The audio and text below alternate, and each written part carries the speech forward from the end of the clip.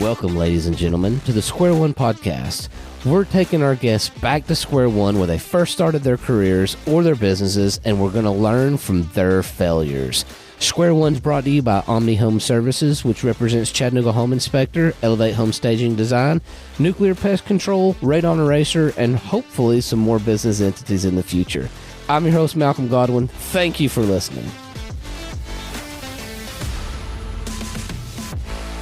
Welcome back to the Square One podcast. Today we have Jen as a co-host with Omni Home Services, or Omni Answers.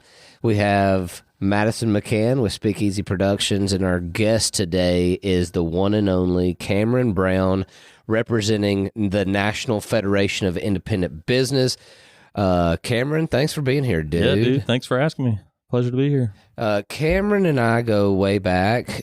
Cameron has done some really fun things like the Rabid Raccoon 25K 75 hard, if you're familiar with David Goggins 4x4x48, and some other, well, I say cool. They're kind of stupid if you really, if you kind of ask me, but they're hard. They're difficult, not stupid, I should say.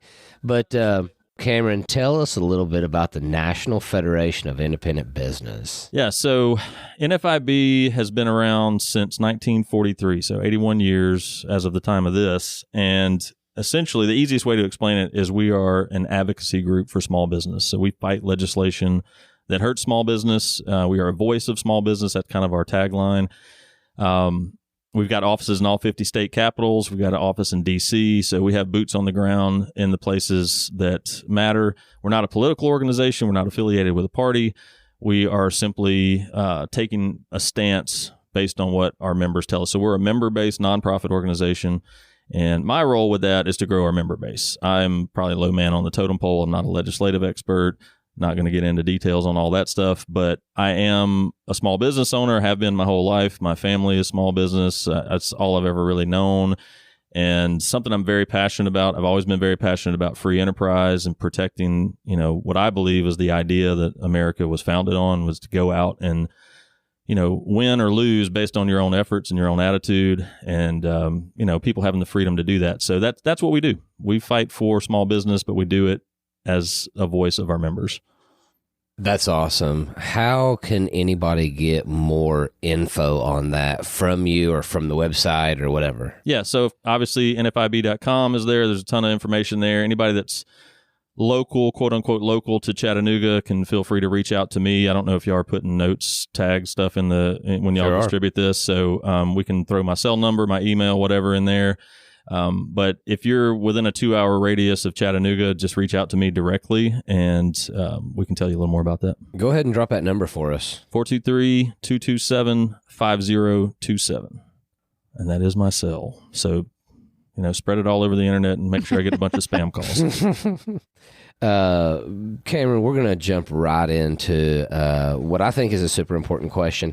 So our target audience is people like ourselves, like yourself. You said small business is in your blood and in your family. I do know that throughout the years, you have been associated with a partner with a gutter company. Mm-hmm. You started and sold the trash can cleaning service with dirty bins. What was that? River bins. Yep, okay. Yep.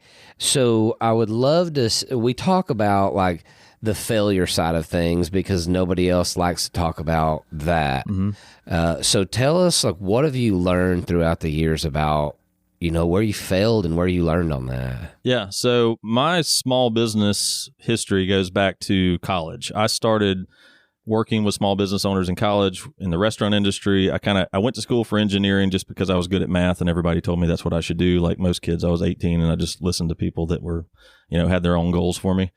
And then after about, 3.5, 4 years of getting a minor in mathematics on accident, I realized I didn't want to be an engineer. So I got into business management, studied that. While I was there, I had already understood that I was going to learn more, quote unquote, in the field than I would in the classroom. I think college is great. I think if, you got some specialized stuff you want to learn, you should go. But I also think that you can probably learn a lot more from just, being with somebody that's already been there and done that and is doing it. So Helped a guy open a restaurant while I was in college, went to Mississippi State University, and then I got out and got kind of, I guess, recruited to open a restaurant in Memphis. Did that. This was early 2000s. I think we opened in 2005 over there. Still, the restaurant's still going. I'm not involved with it, but it's one of those things where I tell people all the time, if you really want to have a character building experience, you should open a restaurant. It is a lot of work, and definitely not for the faint of heart, but I got to a point where I realized that was not the vehicle for me, although I did want to be in small business. So without going into all the details, I visited Chattanooga and fell in love with Chattanooga very quickly. I was living in Memphis. I don't know any of y'all that ever been to both. It's a pretty drastic comparison there. So this side of the state's much better. I moved, literally slept on the couch of a friend of mine for a week. I mean, I literally packed. I was a general manager of this restaurant, packed up, left, came here, no job, no nothing. I just knew I was supposed to be here. And so I started working in logistics. I was working in the health club industry. I was kind of doing everything you can imagine. With a lot of it revolved around sales, but I always wanted to get back into small business. So I got into the gutter industry in a sales position with a national brand. Never had any experience in that world, but I know how to connect with people. I know how to sell. I know how to provide a service that people need. So found out that company was doing some things that were a little shady, to say the least, which unfortunately a lot of them do. I'll just throw this out there as a little bonus, no charge. If you're seeing a lot of commercials on television, they may be overpriced, just the end product. But long story short, I decided to leave that company and start, I say my own. It was not owned by me. I was kind of the face of the company. We've talked about this before. Mm-hmm. I helped grow it. We expanded all over Chattanooga, Knoxville, Nashville. I mean, I was driving all over creation, building this company up, probably 300 something miles a day, every day. And we had a great thing going. We built a great company. The installers were technically the owners. And after about 4 years, I had told my wife, I was like, this is all going great. We're making more money than we've ever made. Things are good. We're in a good position. We're growing. But if people in ownership ever decide they want to do something else, I've got nothing. Like, it'll go away in an instant. And that's what happened. They just decided they didn't want to do it anymore. They moved. And so I was kind of left holding the bag there. Luckily, I had created enough connections throughout that time frame that I had a lot of friends in the industry, people that ran their businesses with the same level of integrity. And so I created my own brand and essentially had an umbrella company that would provide services, exteriors, anything around the house, any kind of service industry stuff around the house. So ran that for a little while, decided to expand that with the trash bin sanitation service, which was, honestly, it's a great business. It just ate up a lot of my time. My wife along the way started a residential cleaning business, which she still has. She started that a little over 2 years ago. So we were kind of a one-stop shop for anything that needed to happen at your house. And since in that, we had the trash bin service for about a year. I just always say we had 4 businesses. That one was in 4th place as far as revenue generation, but it was in 1st place as far as time commitment. And the math didn't work. So we decided to sell that. And I mean, we made some money and we got out clean. So no pun intended. That's a win. Well, that's a win if you ask me. Did you sell that to a local person? Because I feel like I've seen that. There's another company that's down in Dalton, Georgia, Healthy Bins, I believe is what their name is. Great guys. They had started around the same time. Did not sell to them. Actually sold to a couple out of South Carolina. So one of the things that helped me decide to go ahead and make that move to close was that because of the pandemic and supply chain issues, new equipment for that industry was getting hard to come by. And so people were paying new prices for used equipment. And I essentially was able to sell all my equipment for the same thing I bought it for. So it was kind of a good time to get out if you were going to get out. And they literally drove from South Carolina, picked it up, and went back. I think the takeaway there for me would be people that are multifaceted or involved in several things is you have to do my coach tells me that business is 2 things. It's people and math. Mm-hmm. So if you do the math of, hey, this is in 4th place, in last place as far as a revenue driver, but it's in 1st place as far as the times suck, that's bad math. Yep. Jen's shaking her head like, You don't agree? no, I she's just know like, the yes. conversation we're gonna have later. Yeah. She's telling me that You got some fourth place things going on right now? there's a couple last place things. Well, it's hard for people like us because we always see another opportunity, another thing, like, and it's not, I don't think it's because we're not content. I just think it's because we're hard chargers and we like to win, and we see things that could be beneficial for us, but also serve people. And so you give it a shot. And sometimes it works, sometimes it doesn't. I think that's a kind way to say we're just dogs that see shiny objects. That could be and go it. after Yeah, them. that could be it. That's good stuff. So one of the other questions we asked in prep for today was about routine. And I do want to get into that. But the last thing you answered applied to a very simple framework for success in life. And you call it G.E.T. Can we talk about that? Absolutely. Now we're getting into good stuff. Okay, so along the way of owning small business, I also was in the e-commerce world, actually network marketing world for a while. And, I know that industry gets a bad rap, and rightly so in a lot of ways. What it did for me is it helped me.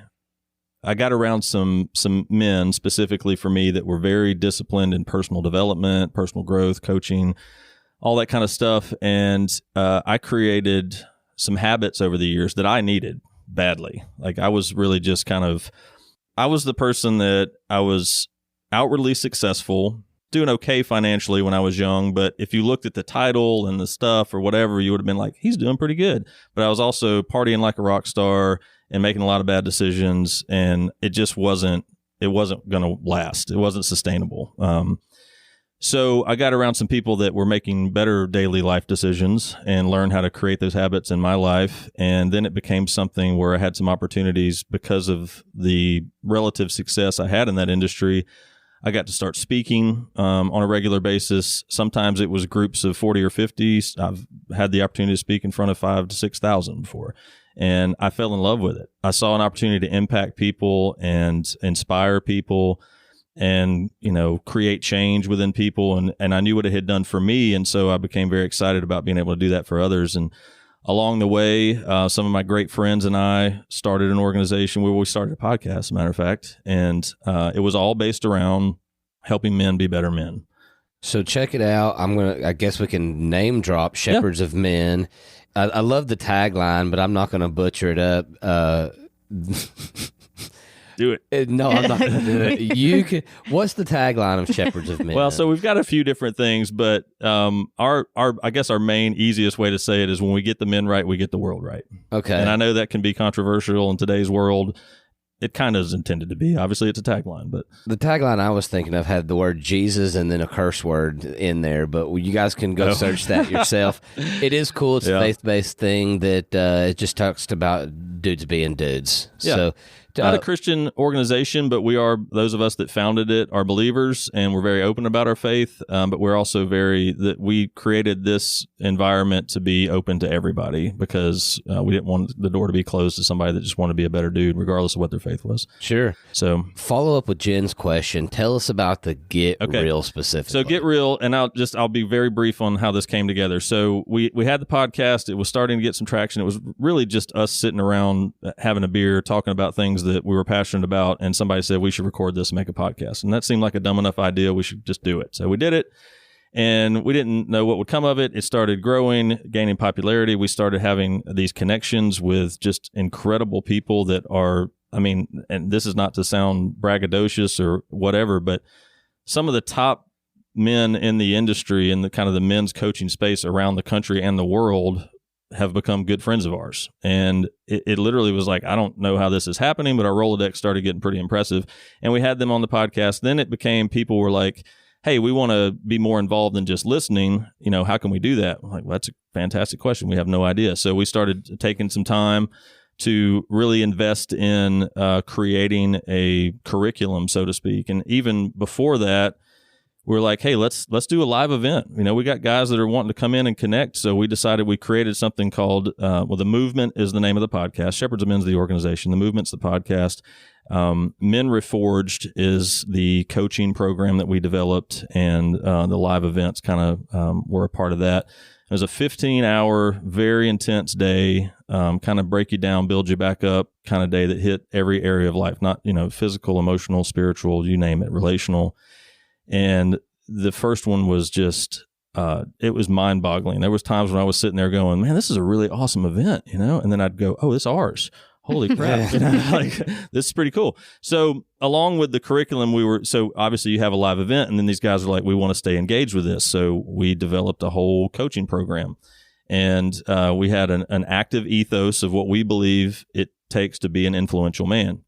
And that was a little more detailed. And then as that continued to evolve, and again, I'm a believer. So for me, a lot of this is faith-based and through a lot of prayer and just meditation is, where do you want this to go? What does this look like? And started getting we've always been pretty good at the marketing side of it, creating, kind of neat verbiage or whatever, or acronyms. And something along the way in some conversation or some speech or podcast or something, we said, we got to get real. Like as men, we have to get real. And then it came to me one night what that really meant. And I remember calling my buddy Josh and saying, bro, this is what that actually is. And so it became these 4 daily disciplines and it's not just for men, it's for anybody. And this is what I am learning right now is that I thought this was messaging for men that was supposed to be a part of the Shepherds of Men program specifically for that. And since we have kind of not put those restrictions on it, I've been able to teach this in workshops to kids. I've been able to teach this to workshops for adults. I've been able to talk about this on other podcasts. And so it's really neat to see where it's going. But basically, it's as simple as this, R.E.A.L. So R is relationships. So on a daily basis, being very intentional about investing time into relationships, whether that be with your spouse, your kids, your colleagues, whoever it may be, but making sure you're prioritizing the time to grow 1 or 2 or however many you want relationships that day. And it could be something as simple as sending out a text to say, I'm thinking about you, I'm praying for you. How are things going? But being intentional about that. E is exercise, taking care of your body. These are not groundbreaking concepts. It's just keep yourself healthy, and whatever that looks like. We've talked about a lot of, stupid ways to do that with 4x4x48, but on a daily basis, just some consistency of keeping yourself healthy. A is alignment. So that's a little different for everybody. For me, that means alignment with my Creator. So that would look like prayer time. That would look like time in the Bible. That may be meditation. It may be creating community with other believers that we can grow with each other and discuss the areas that we're growing in. And L is learning. So continuing to grow your mind, whether that, again, reading is a big habit that I think everybody should, it sounds cheesy, but, leaders are readers. It's a cliche for a reason. It's because it's real. So learning, like right now, I'm slowly learning Spanish because I've never learned a foreign language before. Yeah, slowly is the key word there. But creating that habit of learning every day, whether it be, reading or some other form of that. And so that's real. And then we thought G.E.T was just, part of it, get real, whatever. Well, as I was teaching this at a workshop one time, it came to me that G.E.T was go execute today. So that kind of puts the parameters on how often you're supposed to do this. Go execute today, all 4 of these things. Simple as that. Yeah, I love that. A recent trip to a Spanish-speaking country realized I know an embarrassingly small amount of Spanish, so it's fun. Sí, yeah, muy poquito. So that's more than I got right there. We're trying to learn that. Also, I love the relationship, exercise, alignment, and learning. Tom Ferry actually says there's 3 things that if you can control, you're successful, and it lines up with yours. It's health, wealth, and environment. Yep. If you control those 3, you're golden. So, well, if you look around, if you're seeking out ways to improve yourself and personal development, it's really the same message, different messenger kind of thing. I mean, I know plenty of guys that have huge coaching programs, and they talk about, faith, fitness, finance, and whatever the other family, whatever it is. So everybody's got some kind of thing. It typically revolves. The only thing we don't really hit on is the financial side of it, because that was never our focus for our program. But I do believe that when you get all these other areas right in your life, the financial side will take care of itself. Shit, that's learning for me, man. Mm-hmm. Yeah, for sure. That could be like industry specific stuff. So let's talk some fun stuff or silly stuff, if you would, whatever you want. I see on your notes that you guys recently did a 15-day RV trip over 14 parks, a bunch of hikes. That's awesome. How old are your boys? So I've got 3. My stepson's 18. Okay. He's a senior this year. I've got an 8-year-old, and I've got one that just turned 6 a couple of weeks ago.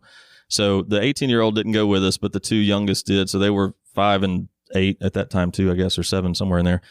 Did they sleep in the RV? Yeah. So it was in like a pull behind RV? No, this was like a C-class, not a huge one, like little motorhome. Yeah, like 26-foot motorhome. Not huge, but perfect for our trip. That's awesome. I'm glad that the kids slept. Let's talk about this other stuff. You've done 75 hard, the Rabid Raccoon. I guess that's on Raccoon Mountain? Yeah. Okay. But the dumbest thing I think here is 4x4x48. By far the dumbest. If you don't know what that is, tell us. Okay, so David Goggins, which I'm sure a lot of people listening are familiar with him. He's a nut job, but he's got a lot of good stuff out there. He created this, I don't know how long ago. It's 4x4x48 is basically you're running 4 miles every 4 hours for 48 hours straight. So if you can imagine, so you wake your ass up in the middle of a nice sleep and go run 4 miles. Well, if you can sleep, and this is the challenging part about it, is you start and it all sounds great, and you run 4 miles, and if you run it all, you're like, that's not a big deal. And a couple times, you're like, okay. Yeah, and you still have plenty of time. You're like, I got a couple hours, more than that. I got 3 and some change. I can get home, rest a minute, whatever. Well, it becomes challenging in the fact, and one of the biggest reasons I said I'll probably never do this again is because it really took my wife and kids having to sacrifice for me to be able to do this too, because I was essentially not present for a couple of days. I was coming in, and one of the things that I found out quickly was that you need to get dry fast, because I sweat like a donkey, as we say, and you want to like strip down, get dried off as quick as possible, and put dry clothes back on, because if you stay wet like that, it starts causing some problems. Sure. So and then you got to get a recovery drink and some food. You got to eat. Yeah. So you're eating like, peanut butter sandwiches, all that kind of stuff. Every 4 hours. And, kind of counting on your spouse I was like, hey, you could help me out with this and have it ready. And then you're trying to lay down and rest, but you're so wired from the exercise, you're not really falling right asleep. And even when you get, 36 hours into it, that's still kind of the case. You're going in the middle of the night, doesn't matter what time of day it is, you're going. So there was runs at, 7, 11, whatever they are from there, 2, whatever they are. And you're doing the same thing throughout the night. Now, luckily I had one other guy that was doing it with me, which helped a lot. And for accountability. Yeah. I mean, it's just easier when you're, kind of holding each other's feet to the fire. It's easy to talk yourself out of things, but... And then you got like the family. Kids are probably like, hey, Dad. So that's one of the biggest things. I say that to dudes all the time is if you're ever having a problem getting motivated to do something, then you should probably take a look at your wife and your kids. And I think for me, yes, my wife motivates me and I appreciate that. And I want to be the man I need to be for her. But when I look at my boys, I realize that I am the example for them. That's fair. Like, they are going to be who I am. That's right. Fair. And I've heard a great friend of mine, Nick Alfano, incredible. He's got a program called The Program, and I would definitely encourage anybody to go check him out. Shout out. What's that? Shout out. Shout out to Nick Alfano. He is my boy. The Program.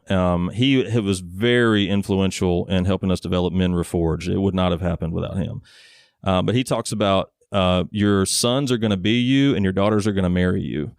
And that is a powerful statement.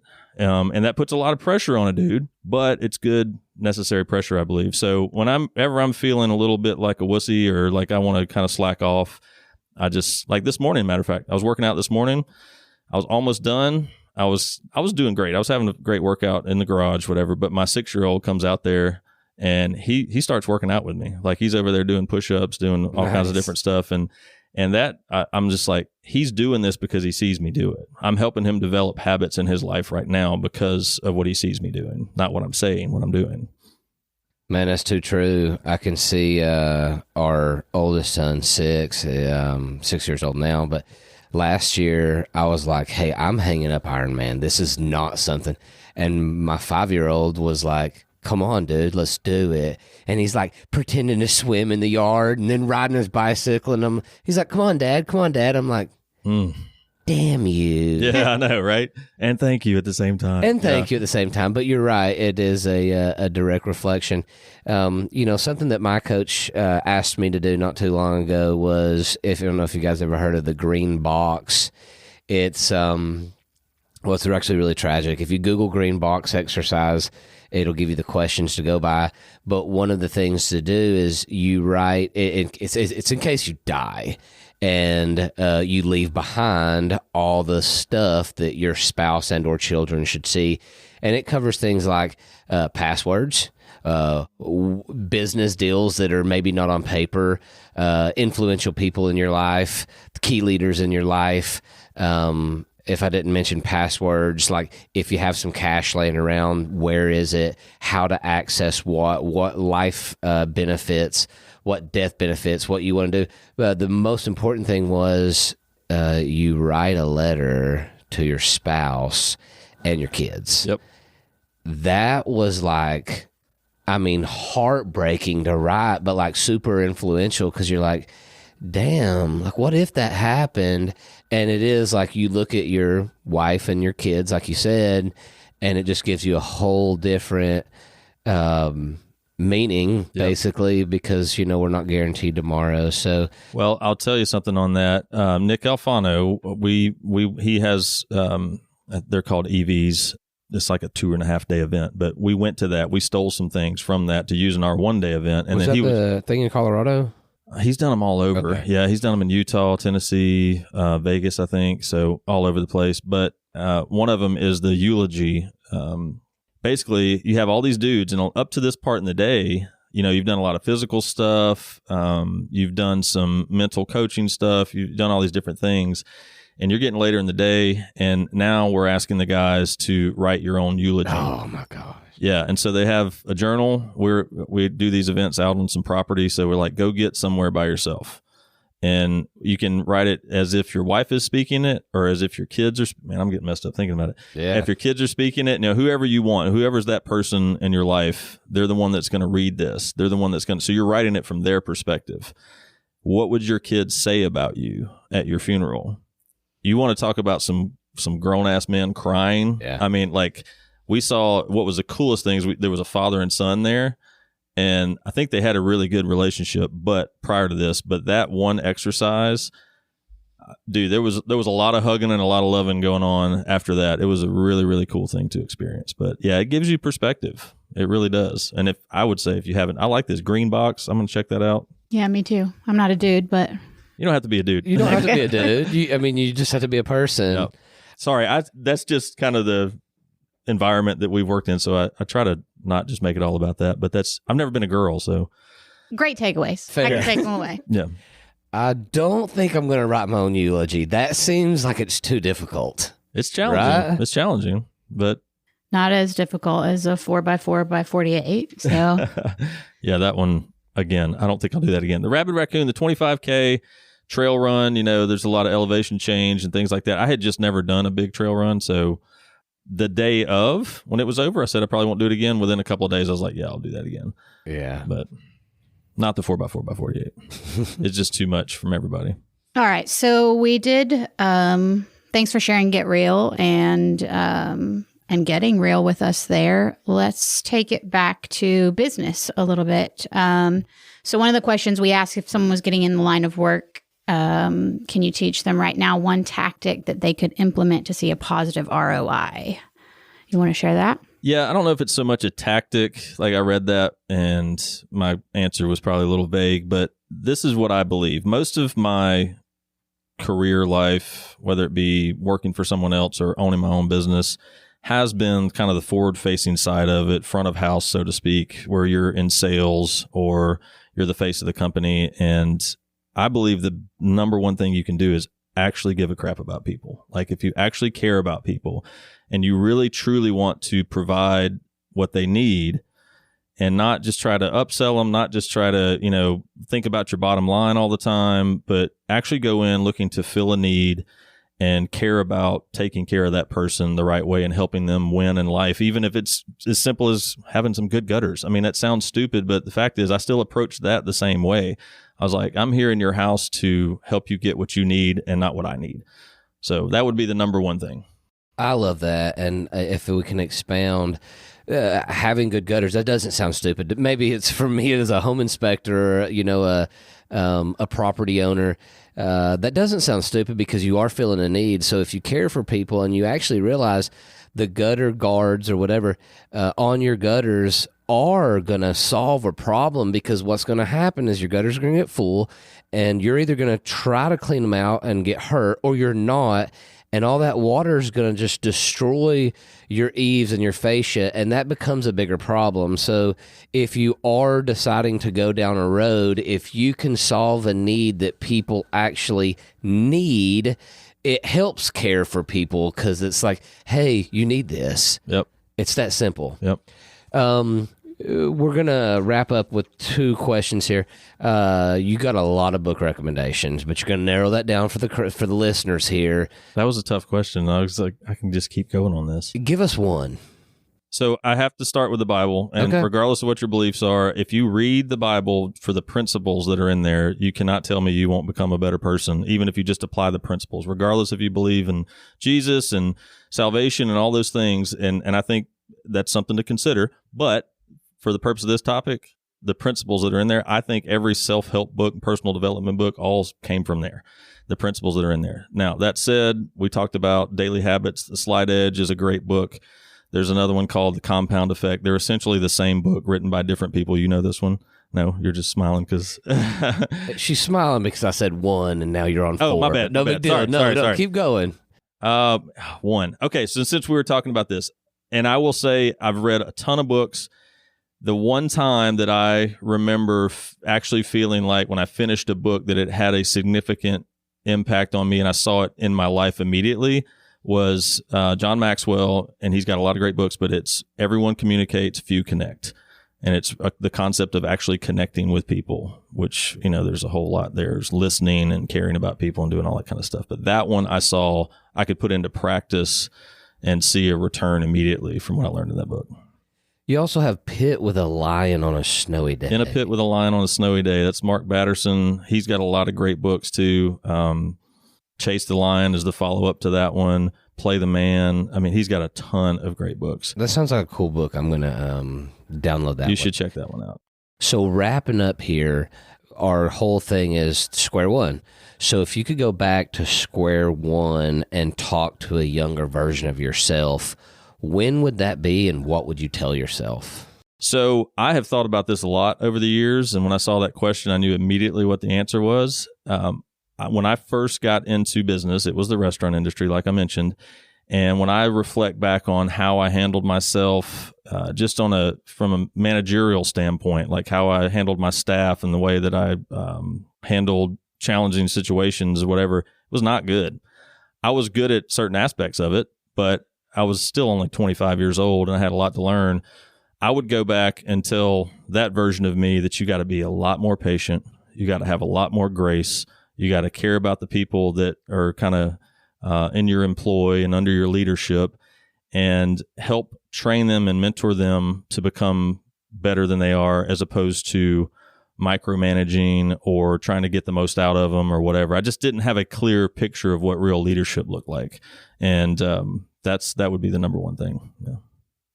I love that. I think we all are guilty and can be guilty of being put in a leadership position or putting ourselves there and not like knowing that we need to focus on leadership, right? Being a good example and not partying as much I put on there too, because that was just, it's overrated. All right, Cameron. Well, thank you very much for coming on. We appreciate you.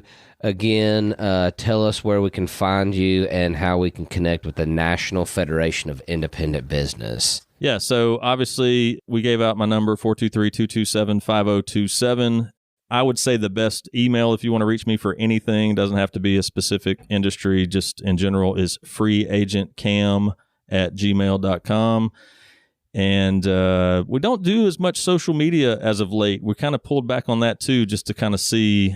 We're kind of going outside the norm these days to see how that goes, but there's stuff out there. Cool, man. Thanks for coming in. Appreciate you guys.